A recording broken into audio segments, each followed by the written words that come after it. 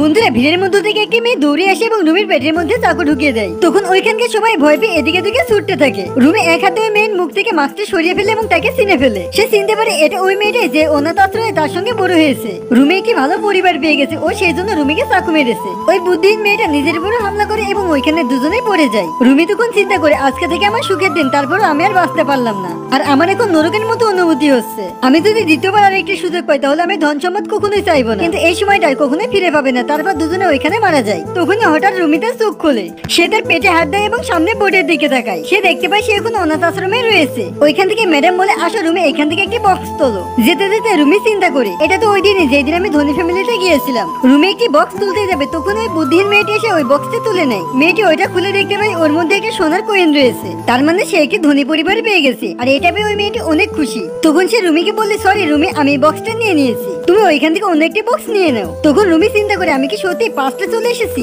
নাকি ওইগুলো আমার মনের ভুল ছিল। নেক্সট পার্টের জন্য ভিডিওটা লাইক করে চ্যানেলটিকে সাবস্ক্রাইব করো।